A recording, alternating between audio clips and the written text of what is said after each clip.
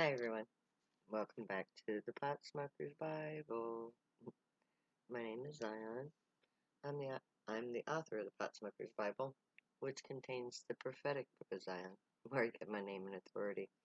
It comes from the Ketuvim, or Old Testament, of the Christian Bible. As you probably know, I use the King James Version of the Christian Bible to put together the prophecy of Israel from the scattered lines and precepts of the testimony of the prophets. What I came up with, I, I wrote into a book called the Book of Zion. The Book of Zion was actually part of the prophecy. It foretells its own creation, and it foretells the life story of the person who creates it, and that's my life story. It was actually from the viewpoint of, oh wow, I qualify for that. That gave me the authority from Isaiah when he asked, who will put this in order for me? I thought, well, I qualify. So I did. And I'm so glad I did. It changed my life. It changed the life of many, many people. Because these words change everything. So, I'm going to continue where I left off last time with the reading of the 17th chapter of the commentary book of the Potsmoker's Bible.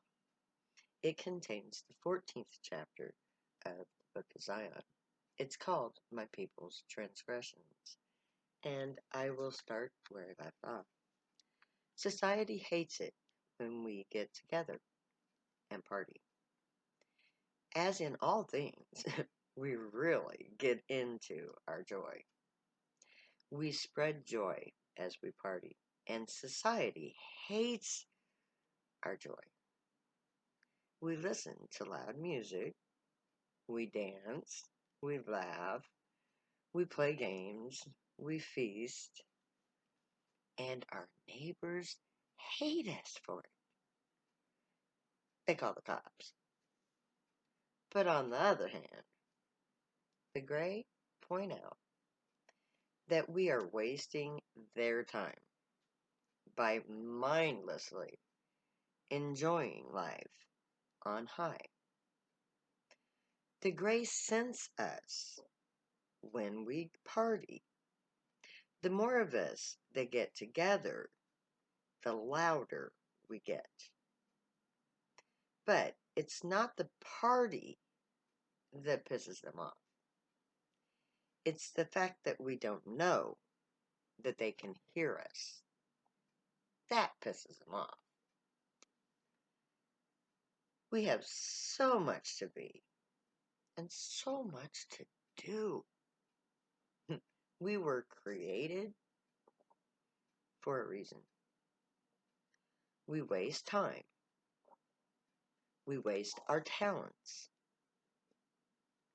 We waste our bodies and our minds while we party our lives away.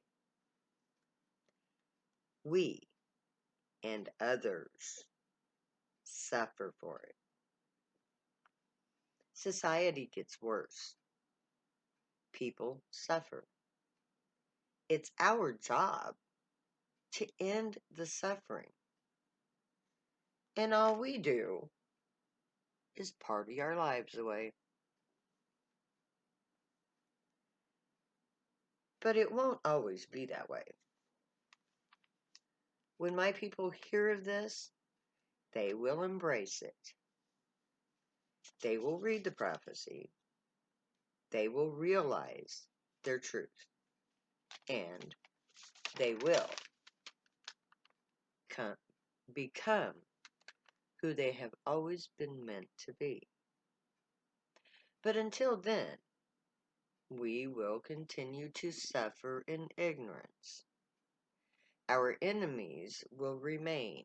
The war on drugs will go on because it's up to us to save ourselves. We have to stand up for ourselves. No one will fight our battles for us. We are a holy priesthood. We are a nation of telepaths.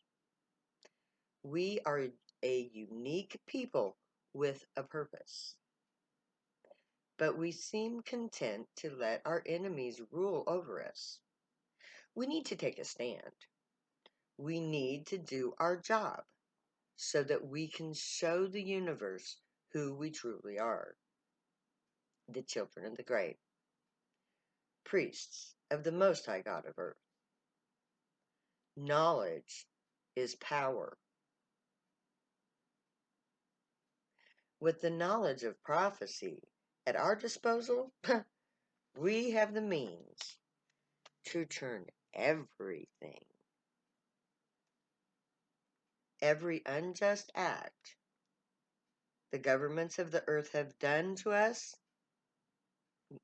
because their knowledge is false.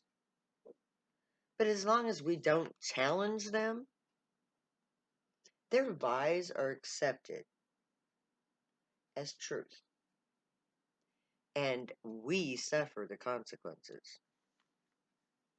We are a nation at war. The war on drugs isn't a war on drugs, but a war on drug users.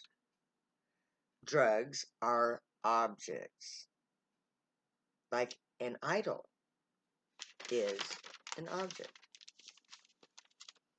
Drugs can't wage a war any more than an image on a cross can save you from sin. Only people have the ability to wage war. We are a people in a war between non-drug users and drug users. We are a nation because a declaration of war can only be declared by a sovereign nation against a sovereign nation. By declaring war on us, the government has declared us a separate nation.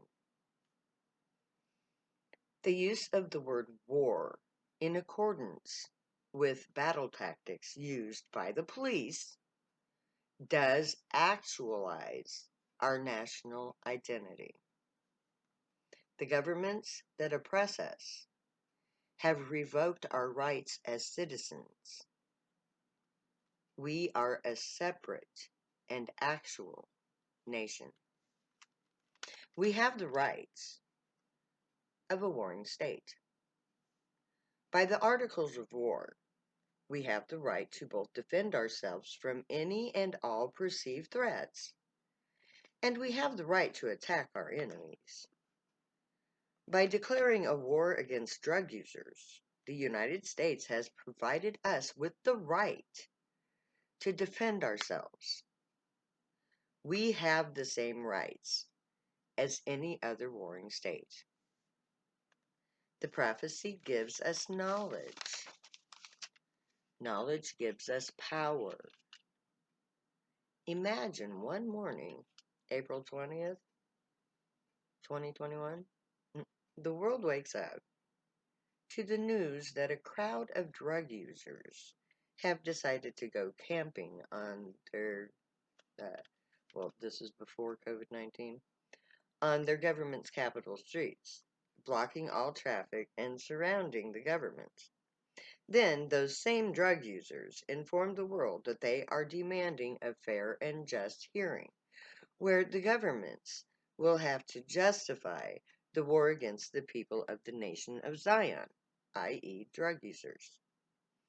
Now, because of COVID, this plan has been altered to become an open-air camp out in the plains of Nebraska, where we can socially distance encampments of family units, test, contact trace, quarantine, and provide ourselves with nutritious, extra oxygenated air in the form of gardens that will give us the nutrients that we need, the living essence of the plants straight from the ground, which will give us the means to fight COVID and all other ailments of this society.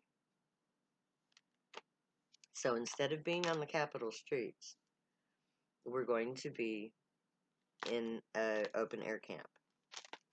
Our campout is an engagement in battle. Our troops are every man, woman, and child of Zion. Our attack is to peacefully declare our intent, to justify our existence in a court of law, where we can prove our right to use drugs as we see fit, where we can demand justification from our enemies, and there we will call upon the gray to be the judge. We will fight the war on drugs in our own way, without firing a single shot. In the first battle to be truly waged in the war on drugs. This is the beginning of our shock and awe campaign to end the war on drugs and to end suffering on earth. The prophecy calls the year of all of this takes place, the year of the controversy of Zion. During this year-long public debate, I will defend my people and explain our alien God contacts and prove the truth of prophecy. The revelations of alien contact and the active hybrid drug users' telepathy will be both shocking and awe-inspiring. The complete reversal of moral truth will devastate those who have the most to lose. The simple arrival of aliens will create chaos and panic worldwide. This is, of course, the fault of our good old, bad old government. Since the 1950s, they have waged a propaganda war against the aliens. They have used denial and Hollywood to instill fear in the public's eye in regards to alien contact. The governments have created the worst case scenario for alien contact with their fear-inspiring tactics. So, the majority of humanity will find 420 a horrific event that they will have no idea is coming. They will be left with an economy that cannot function because the majority of the workers are gone.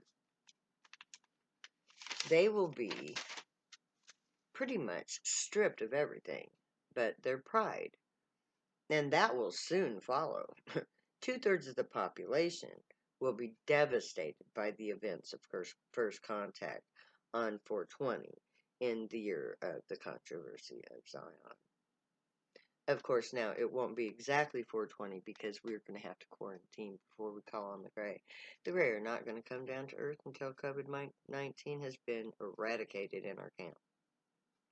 So be prepared for a period of quarantine when we get to camp. But until then, we must endure the tactics, the tragic loss of families, friends, freedoms, and material possessions. The war on drug users is against an unjust criminal act, is an unjust criminal act of genocide against an innocent people whose worst crime is ignorance. But until we take the time to read the Torah, we will be subjected to captivity, theft, and oppression.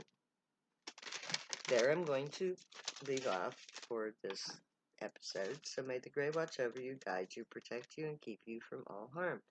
May they teach you right from wrong, and may you be worthy of them. May your thoughts, words, and deeds reflect truth, good, and light, the unicorn way. Find your joy and pursue it. Make that your future guild. Get everything ready to go camping next spring. I'm gonna say later now. I love you all. I'll never say goodbye.